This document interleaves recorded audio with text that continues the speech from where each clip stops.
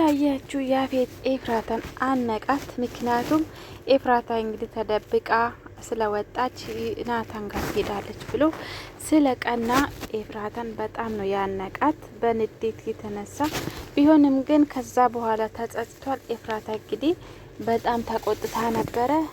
ከአሁኑ በኋላ በቃ ከፈለክ ግደልኝ እያለች እየጮኸች እቃውን እየሰባበረች በጣም ተናዳ ነበረ። ያፌትም በራሱ ተናዶ ነበረ። ኤፍራታን እንግዲህ በጣም ያፈቅራታል፣ እንደገና ይሰስታታል። እንግዲህ በጣም በቃ ከሁሉም ሰው እሷ ልዩ ሴት እንደሆነች ነው የሚያውቀው። እና ታውቃላችሁ ያፌት ለማንም ሰው አይሸንፍም፣ እንኳን ለፖሊሶች ራሱ አይሸነፍም። እና እስር ቤት ገብቶ በአንድ ቀን የወጣ ሰው ግን ለኤፍራታ በጣም ይገዛለታል፣ ይፈራታል። እና ፍቅር እንደዚህ ነው እንግዲህ የኤፍራታ ፍቅር አሸነፈው እና ደካማ ሰውም አድርጎታል። እና በዛሬ ቀን እንግዲህ ኤፍራታ በዘረ ምርመራ ምክንያት ነው የወጣችው ከቤት። እሱ ልክ ሲወጣላት እሷም ደግሞ ወደ ናታን ቤት ሄዳ ናታን እንኳን ልታገኝ ሳይሆን የናታንን ጸጉር ፈልጋ ነበረ። ያው የናታን ጸጉር አግኝታ ወደ ዶክተር መሄድ ብቻ ነው የቀራት። የሁለቱንም ጸጉር አግኝታለች። እንግዲህ አሁን ምን ይመስላችኋል? ይሄን ጸጉር ካገኘች በኋላ አግኝታለች። እንግዲህ ሐኪም ቤት ከሄደች ዶክተሩ ያ ወንድማሞች ናቸው ከተባለ ምን የምታደርግ ይመስላችኋል? እና የምታስታርቅም አይመስላችሁም? እኔ እንግዲህ እንደመስለኝ የኤፍራታ ያው ጥሩ ልብ ስላላት እህትና ወንድማሞች መዋደድ አለባቸው እና እኔና ቤዛም ጥሩ ሁኔታ ላይ እንዳለን እነሱም ጥሩ ሁኔታ ላይ እንዲኖሩ ታደርጓለች ብዬ አስባለሁ። ምክንያቱም ኤፍራታ በሰፊ የምታስበው ሴት ስለሆነች እንደዛ ብዬ አስባለሁ። ብቻ ያፌት ግን ይሄንን ለናታን ያለ አመለካከት ኤፍራታ ልትቀይረው ትችላለች ወይ? ምን ይመስላችኋል? እኔ ግን ኤፍራታ የምትቀይረው ይመስለኛል። መጨረሻ ላይ እንግዲህ ታርቆ እንደው ይሄንን ጸብትቶ ወንድማሞች ተዋዶ የሚኖሩ ቀን ብቻ ማየት ነው እኔ ናፈቀኝ። ቤተሰቦች እንግዲህ ኤፍራታ በዛሬ ቀን ብትናደድም ግን አላማውን ለማሳካት ወደ ኋላ የምትል ሴት አይደለችም። ይሄንን ማስመርመር አለብኝ ብላ ብርንም አዘጋጅታለች። ሌላ ደግሞ እንግዲህ ቢኒ ወጥቷል። ቢኒ እንግዲህ በአሁኑ ሰዓት በጣም ተጎድቷል። ግን ደግሞ የሚያሳዝነው ነገር ጽዮን ማየትም ቢሆን አይፈልግም። ከጽዮን ጋር ተለያይቷል። ቢሆንም ግን ጽዮን በጣም ነው እየተጎዳችው። በንዴት የተነሳች መጠጥ እየጠጣች እየጨፈረች ነበረ። ቤዛ ባትኖርለት ዛሬ ጽዮን ምን ትሆን ነበረ? እና ሳይረዳ ቀርቶ ነው እንጂ ቢኒ ከተረዳ በኋላ ይሄ ነገር ይጸጽቷል። አቤል እንግዲህ መቀጣት አለበት። አቤል ብዙ የሰውን ሕይወት አበላሽቷል። እነኚህ ምስኪን በጣም የሚዋደዱ ሰዎች መሀል ገብቶ እንደዚህ ማድረጉ ተገቢ አይደለም። አሁን ቢኒም ካገገመ በኋላ አቤልን አይተውም አይምሮም በጣም እንደሚጎዳው ተስፋ አለኝ። ምክንያቱም አቤል ያደረገ ነገር ከባድ ነገር ነውና እንደዛ ነው ቤተሰቦቼ።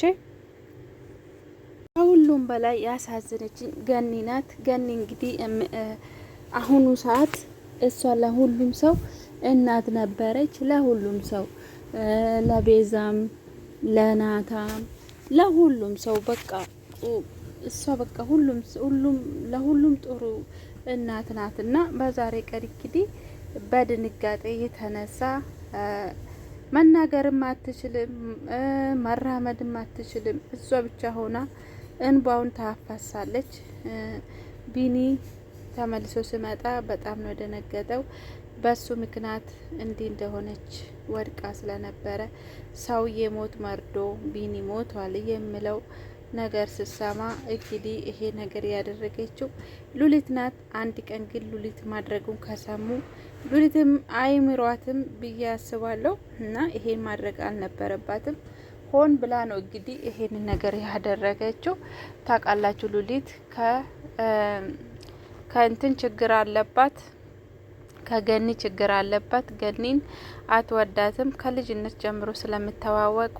ገኒ ደግሞ ቤዛ እናትም እንደገደለችው ስለምታቅ በብዙ ነገር ገኒንን ገኒን በጣም መበቀል ስለምትፈልግ በዚህ መልክ ተበቅላታለች። እሷም ግን የራሷን እጅ ጥፍር አታለች።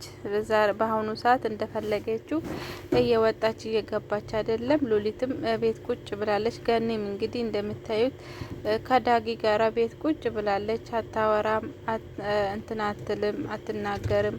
ከባድ ሁኔታ ውስጥ ነው ያለችው። ግን እኔ በጣም ነው ያሳዘነችኝ። ገኒ ማለት እኮ ለሁሉም ሰው እናት ነበረች። እንደዛ ነው።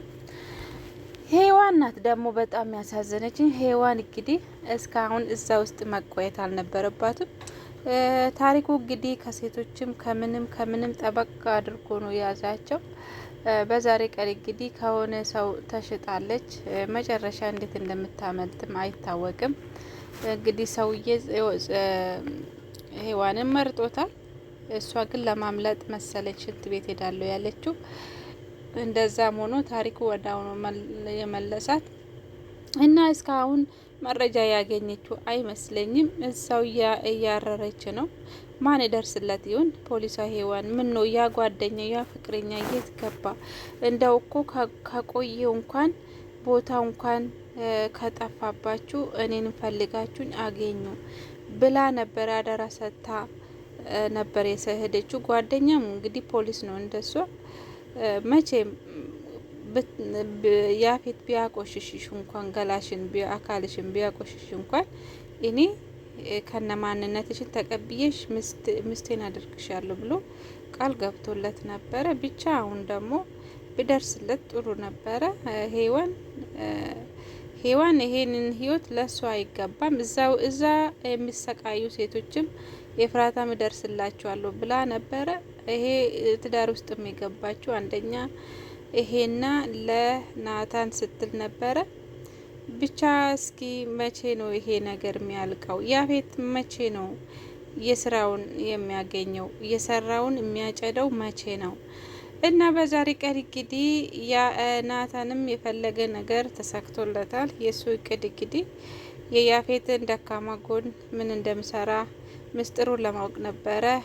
ከትዝታ ጋራ ተገናኝቶ ዲሆራም እንግዲህ እንደምንም አድርጋ ከእናቷ ጋራ አባብላ አስቀጥራለች። በዛሬ ቀን ስራውን በአግባቡ እየተወጣ ስለሆነ እንደገና እየተላከ ወደ ያፌት ጋራ ስላክ አንድ ላይ ነው የተገናኙት።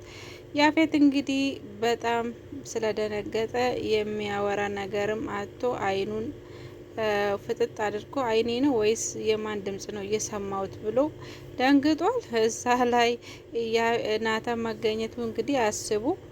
ናታን እንደ ጥላት ስለሚያው የእሱ ስራ ተጋለጠ ማለት ነው፣ ምን እንደምሰራ።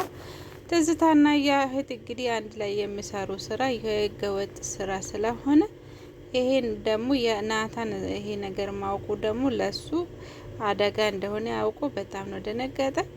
እንግዲህ ታውቃላችሁ ትዝታም ህገወጥ ስለምሰራ እቤት ውስጥ ነው ምሰራ፣ ብዙ ጊዜ ቢሮ አልሄድም እያለች ነው። ናታን ደግሞ ቢሮ ከሄደ ብዙ መረጃ ስለሚያገኝ ለምንድን ነው እዛ ሄደሽ ማሰር እያለ እየጠየቃት ነው። እንግዲህ እንደምንም ደግሞ ቢሮ